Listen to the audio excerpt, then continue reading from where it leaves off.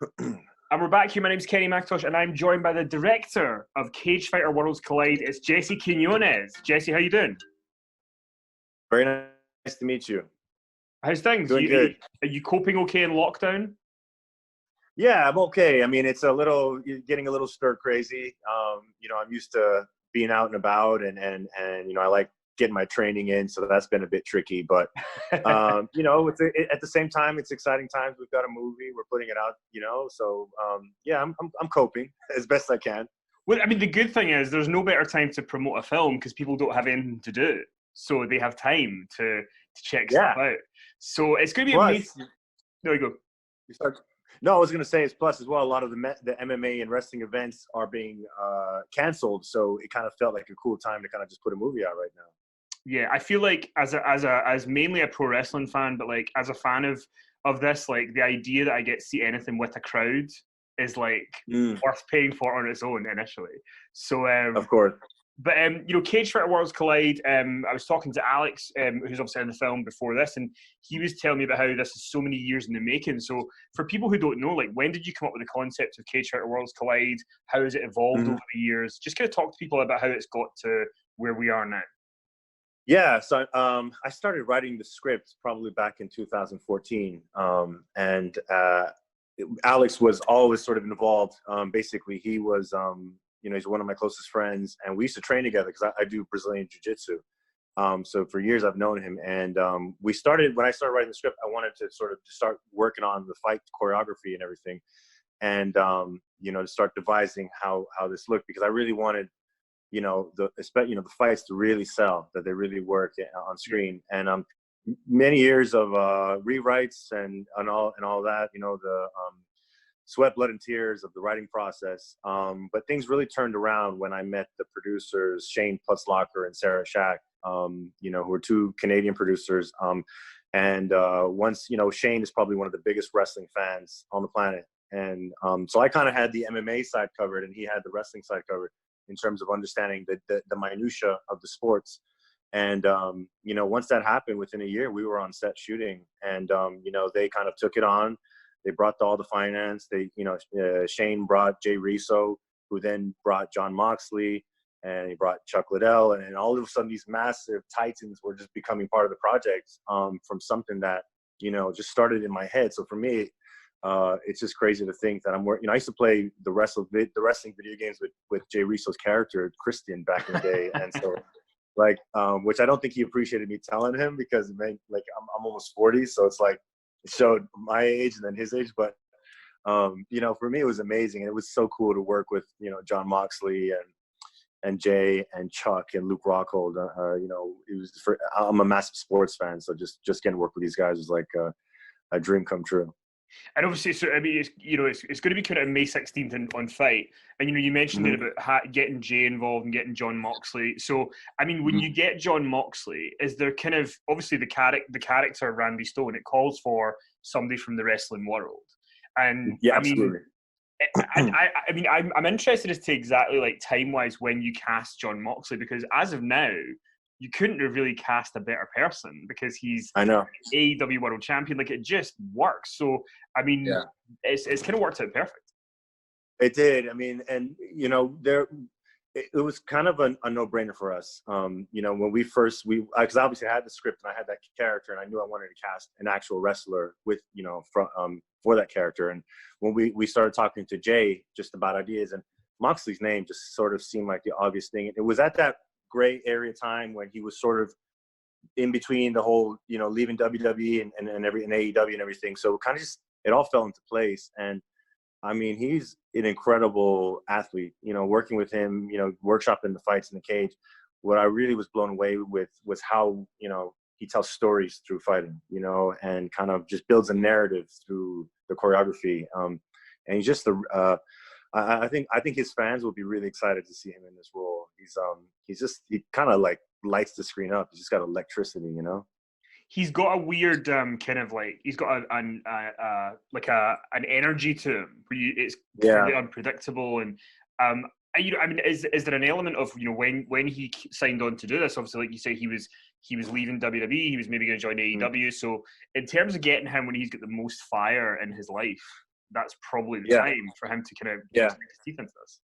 Absolutely. Yeah. I think he was in that kind of in that situation where the world was kind of his oyster, you know, and I think, you know, he obviously, you know, he's in wrestling, but I think he was also like interested in the movie game. And I know he had done one movie before, and this, in a way, this role was kind of tailor made for him, you know. It's, you know, the character's a bit of an outlier, you know, he's rogue. He plays to the tune of his own drum. And that was how it was written before Mox was, you know, but then he just took it on, and through his sort of talent as an improviser and just bringing his own kind of persona to it, made it something. He lifted it off the page to something that I could have never dreamt of, you know. So it was really exciting to see how he kind of took the role on and ran with it, you know. You know, as a director, I really like to let the actors, you know, improvise and kind of be creative with it, and you know, it was really interesting to see the places he took it, you know. And I mean, in terms of you mentioned earlier you'd played Christian in video games and stuff like that. So what's your kind of history with, you know, as you're growing up and you're maybe watching wrestling or watching MMA, and then you're thinking about getting into film and into directing? Like, how does that journey all kind of merge in some way? So when I was a kid, I actually was a massive wrestling fan. My stepfather got me into it when I was about eight or nine, and I you know, I loved watching Hulk Hogan and you know, The Rock and Steve Austin, and you know, all of my buddies were wrestling fans. So we used to go. I remember even like now, like I went to, because I'm from Miami, and there was this one event where like the Razor Ramon walked past, and I got to like touch his shoulder, and like I didn't even want to wash my hands because you know, losing sweat. So I was a really big fan. And then what happened was I came to London when I was 18, so back in 2000. And because of the time difference, it was just really tricky to watch the events back in the States, because it wasn't like it is today where, you know, you had to stay up till 4 a.m. or something. So I just kind of got disconnected from it, and then, you know, got into other things. And then I started following MMA when the UFC got big. And then I really reconnected with my love of wrestling when I started writing the script. And then when we started kind of getting the wrestlers involved and shooting, and now like I'm watching all the AEW events. I got my 11-year-old son into it, you know, watching.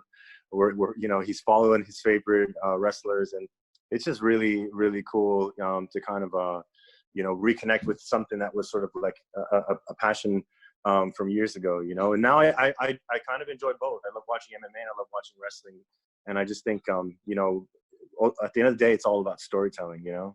Yeah, well, it's interesting that you say it, because I was thinking about a quote that Jim Cornette had come up with a few years ago, where he'd said that, you know, maybe just after 2000, but in the early 2000s, that like pro wrestling stopped delivering those big fight feels a lot of the time. And I think a lot of maybe wrestling fans ended up going over to UFC because, you know, they could get a, you know, Lesnar or Ronda or Connor or whatever. Do you think that that's kind of, now we're at a stage where all this time later, I mean, MMA in some ways isn't as peak of popularity that it was before, but wrestling's gained a little bit, so this is a good time for a kind of merging movie.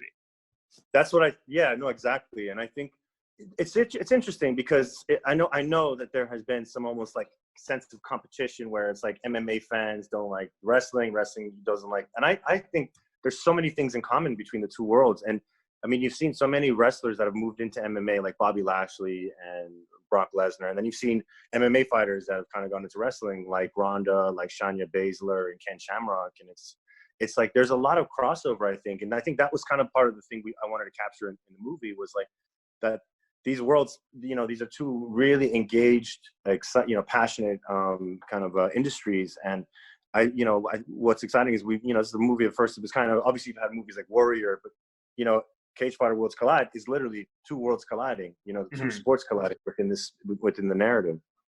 And I mean, in terms of, if you know, because there's going to be some people who maybe watch this who are just MMA fans or just pro wrestling fans. What do you think it is about the movie that is going to sort of satisfy both? Because it's a hard thing to do. Absolutely. Well, one thing that was really important to me, and I know this was really important when I was talking with my producers, you know, Shane and Sarah, was I really wanted to be, you know, respectful of both sports. You know, I didn't want one to come off as, you know, lesser or more. And I think that we've really pulled it off, and in a very natural way. You know, I won't give too much of the plot away, but basically the story follows Reese Gibbons, who's the main character, who's a 5-time champ. And what happens is his promoter Max Black, who was played by Gina Gershon, approaches him and said, "Look, I really have an exciting opportunity for your 6th title defense. I want you to fight this guy called Randy Stone, who's a massive wrestling star," and that's who Jon Moxley's playing. And Reese sees the crossover potential and decides to take the fight, and it ends up being the biggest and most challenging fight of his career. And I think that for MMA fans, they're going to get something out of it. And I think equally for wrestling fans, we really kind of didn't hold back in terms of the scale and the fights, and we really wanted it just to feel like a big movie. Yeah, I mean, even talking to Alex, who plays Reese, he was saying that, with him being a kind of pro fighter, that he was helping, choreograph the fights and stuff. So it's realistic. Yeah. If you're an MMA fan, it's not like when you watch some things, you go, that would never happen. Oh, so absolutely not. No, yeah, for sure. I mean, I it was really important to me to kind of like, because I have a lot of buddies that are into MMA, and I was like, the last thing I want is for them to watch this film and be like, oh yeah, it looks fake, or that looks. So I really wanted the choreography to sell. Like every punch looks like it lands. Every submission attempt looks legit. Moxley's a beast. He's a powerhouse, and the things he did in the cage. Working through all kinds of little niggling injuries and things. I mean, these guys there's no stunt doubles. There's no one. Everyone is doing their own stunts. They're all in there in the cage. So when you see them, when it's actually them in the cage pulling all these moves off, which is really exciting. Yeah, definitely. Well, listen, I'm excited about it. It's May 16th on FITE, Cagefighter Worlds Collide. So I wish you all the best with it, and I'm looking forward to seeing the final product. Thank you very much. Live from London, England! Are you ready for a new legend?